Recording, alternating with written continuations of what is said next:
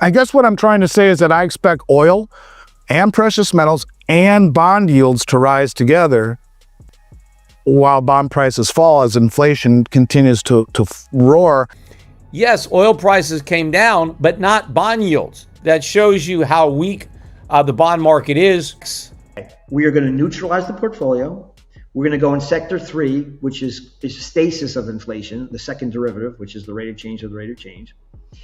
And we are going to own a lot of dividend stocks. We're going to own some gold. We're going to have some hedges in the portfolio, but we're just going to dividend the heck out of the portfolio.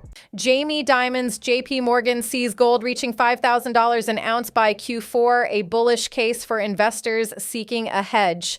JPMorgan Chase's second quarter earnings update was notable for a warning from CEO Jamie Dimon.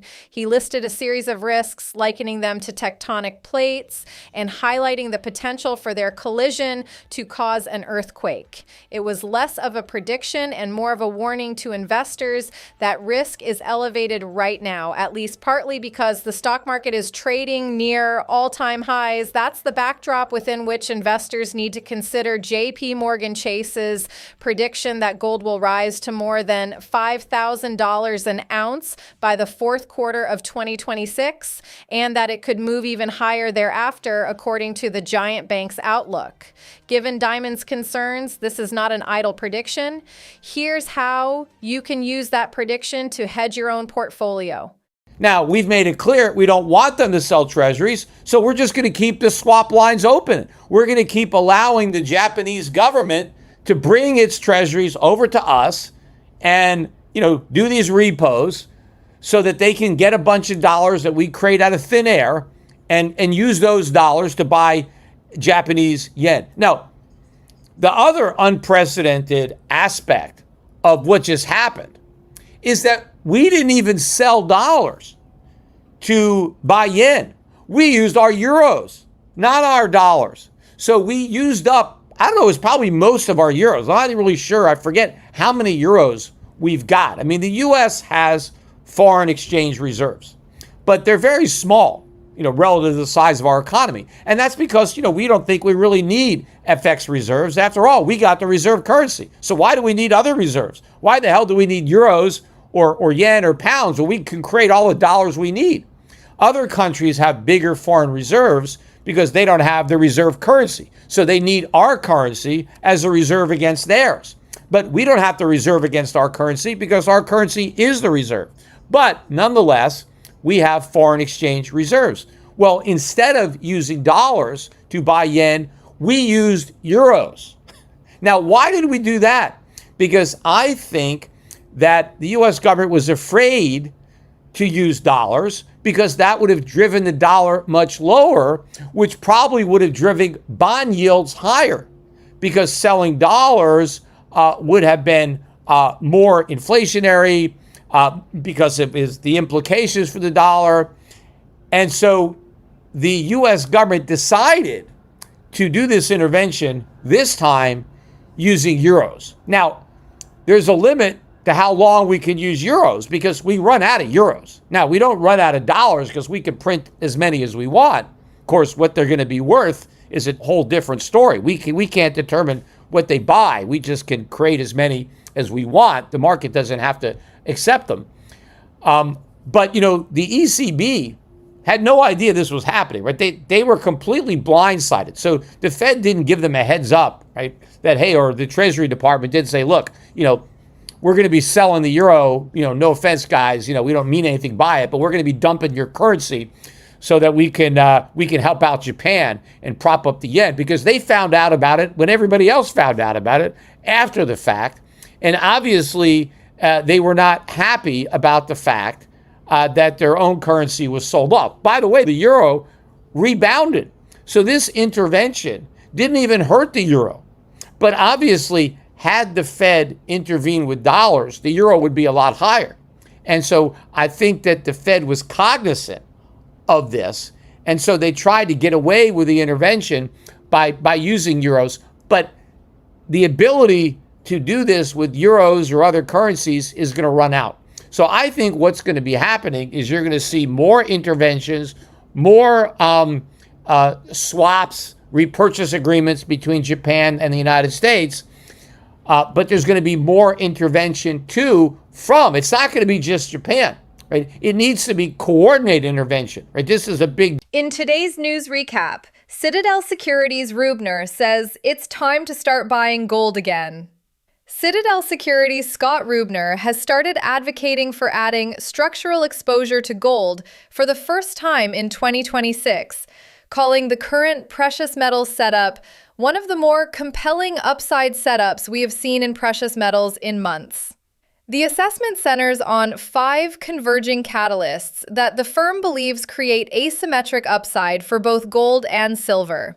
Investors can gain direct exposure through the SPDR Gold Shares ETF and the iShares Silver Trust, the 2 instruments Rubner analyzed in detail. In GLD, the firm notes that implied volatility is lifting from a low base, while put/call skew has inverted to its deepest level since February, a configuration that historically signals accumulating bullish conviction.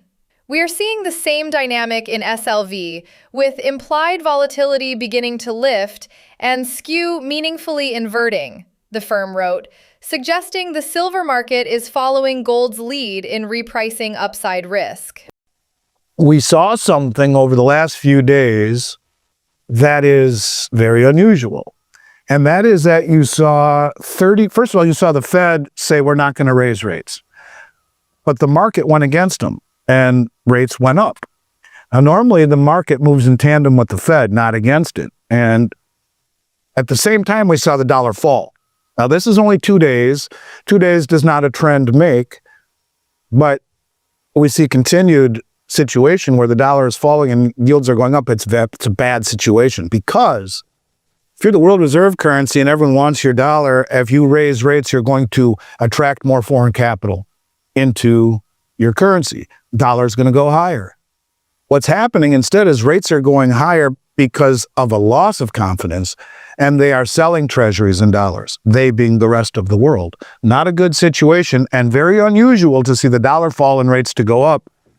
All of these things are beginning to say to me that the very sophisticated bond market is sensing a lack of trust, sensing fiscal and monetary responsibility hitting the corner of the room, and the paintbrushes are getting closer to them. They're painted into a quarter. They can't raise rates. If they do, everything collapses, like we've saw in when the banks fell in 23. And if they continue to ease, if that's what they want to do, remember there were 8 months ago, there were bets of 3 rate decreases. Now we're talking rate increases in September. If they do, what happens to the market? If they don't, and they ease, inflation roars. We're already double what they want it to be. And Warsh was very adamant about the Fed wanting the 2% yield target still. How the hell do you get there? How do you lower rates and ease when inflation is what it is? You can't. And so I think all of these problems are pointing to a lack of trust in the bond market. Maybe this is why you saw the private credit CEOs at BlackRock and Blackstone decide to resign. All of these things are converging at once. And the Japanese carry trade has been behind much of the boon in U.S. equities and even treasuries. What happens when that unwinds? That's a big question. And I would argue it happens far more disorderly than it is orderly. And that's why I think these are things that people need to pay very close. If Hormuz is open and oil prices retreat back to 60 and stay there in the mid 60s, which I think is that's about as low as they're going to go, then the disinflation portfolio is going to work fantastically. But then I also have a couple of reflationary hedges too. So like I said, I've tried to neutralize the portfolio as much as possible until we have better clarity as to what's going to happen. If you want to know my opinion, and since you had me on your program, I think you do. My opinion is that we're going to keep ping-ponging back between disinflation and reflation like drunken monkeys on a seesaw. We'll do that until the midterms, and then whatever the outcome comes in the midterm, positive or negative, then I think Donald Trump does what he really wants to do. And what he has to do is remove the IRGC from power.